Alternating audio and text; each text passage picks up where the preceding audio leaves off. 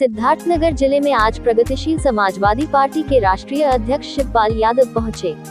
एक निजी कार्यक्रम में पहुंचे शिवपाल यादव ने बीजेपी सरकार पर जमकर हमला बोला। मीडिया से बात करते हुए शिवपाल ने कहा कि आगामी 2022 के विधानसभा चुनाव में हमारी पार्टी गठबंधन करके चुनाव लड़ेगी। हमारी पहली प्राथमिकता होगी कि समाजवादी पार्टी से गठबंधन हो। भाजपा सरकार से जनता दुखी और परेशान है। शिवपाल ने कहा कि नोटबंदी और जीएसटी ने लोगों की कमर तोड़ दी है। भाजपा सरकार में नौकरशाही पूरी तरह से हावी है। यहाँ तक कि मंत्रियों और विधायकों का अधिकारी नहीं सुनते हैं। अगर किसी भी मंत्री या विधायक के पैरवी पर भी अधिकारी पैसा लेते हैं। इन्होंने कहा कि कोरोना बीमारी में सारी बीमारियों का इलाज नहीं हो सका है, इससे लोग परेशान हैं। कोरोना बीमारी के आगे सरकार ने और बीमारियों पर लोगों को कोई सुविधा नहीं दी है। कर्जा देश पर बढ़ रहा है, चीन हमारे देश में बढ़ रहा है। भाजपा के सारे वादे झूठे और खोखले निकले। अर्थव्यवस्था नोटबंदी और जीएसटी से चौपट हो गई है, इसलिए गठबंधन करना जरूरी हो गया है। भाजपा सरकार को हटाना है। गठबंधन के लिए हमारी प्राथमिकता है समाजवादी पार्टी।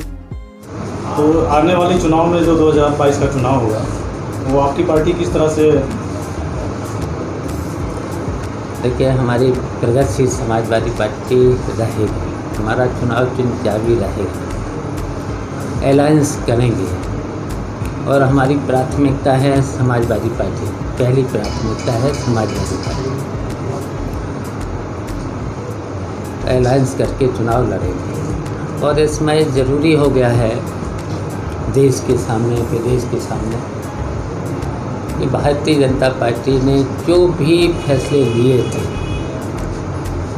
जो भी निर्णय लिए हैं, जो भी कानून और उसमें चेंज किया है, कोई सफल नहीं हुआ है और उसकी वजह से पूरे देश की जनता दुखी हो गई है और परेशानी में है। देखिए, सबसे पहले उन्होंने नोटबंदी का, तो नोटबंदी की वजह से पूरे देश की अर्थव्यवस्था चौपट हुई है। फिर उसके बाद जीएसटी में कहा था कि हम एक कर केवल लगेगा, तो जीएसटी से भी परेशान हो गए लोग। फिर भ्रष्टाचार से परेशान हो गए। देखिए, एक तरह से नौकरशाही इस सरकार के ऊपर हावी है। नौकरशाही यहाँ तक कि मंत्रियों की, भारतीय जनता पार्टी के विधायकों की भी बात नहीं सुनती। अगर सिफारिश किसी ने कर दी तो उसमें भी पैसा अधिकारियों को खुलेआम चाहिए। थानों में देखिए, तहसीलों में देखिए, सभी कार्यालय में ये हालत हुई है। फिर इससे बीमारी आ गई, वैश्विक बीमारी कोरोना में आपने देखा है कि देखिए, वैसे तो लोगों ने मुकाबला किया है, हमारे देश के लोगों ने मुकाबला तो किया है। डॉक्टर और जो भी स्टाफ था पूरा के पूरे लगे रहे, लेकिन सरकार की तरफ से कम से कम एक ज़िले में जब बड़े बड़े हॉस्पिटल थे, मेडिकल कॉलेज थे, जिला अस्पताल थे, बहुत से अस्पताल थे, सीएचसी थी, पीएचसी थे, लेकिन ओपीडी कहीं तो व्यवस्था करना चाहिए था। और बीमारियों का कहीं इलाज ही नहीं। तो लोगों ने कैसे मुकाबला किया है, परेशानी में रहे, आज भी परेशानी में है। आज तक 8 महीना हो गए हैं, ज़िले में कहीं पर भी ओपीडी नहीं खुली। उसकी वजह से जो अन्य बीमारियां थीं, हार्ट अटैक जैसी बीमारियां हैं, किडनी जैसी बीमारियां हैं और भी बीमारियां हैं, तो उनका मुकाबला सरकार की तरफ से कोई सुविधा नहीं दी गई। अच्छा, कर्जा देश पर बढ़ा ही है और देखिए, कब्जा भी वादा किया था चीन से वापस करा लेंगे।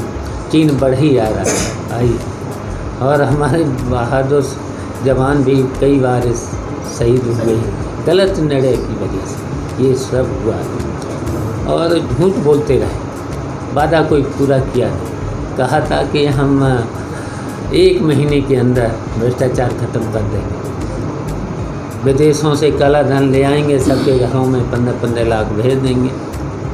सब वादे खोखले निकले, कर्जा देश पर बढ़ ही रहा। अर्थव्यवस्था चौपट हो ही गई है नोटबंदी की वजह से, जीएसटी की वजह से। सबको, सामान्य वर्ग के लोगों को, छोटा छोटा व्यापारी है, छोटा छोटा किसान है, हर आदमी परेशान हो गया है। तो इसलिए हमने कहा कि अलायंस करना ज़रूरी है। भारतीय जनता पार्टी की सरकार को हटाना अब ज़रूरी हो गया है, तो इसलिए अलायंस करें। तो क्या भारतीय जनता पार्टी को हराने के लिए मतलब आप समाजवादी पार्टी से समझौता करके चुनाव लड़ेंगे? अलायंस करेंगे, बिल्कुल हमारी प्राथमिकता है समाजवादी पार्टी।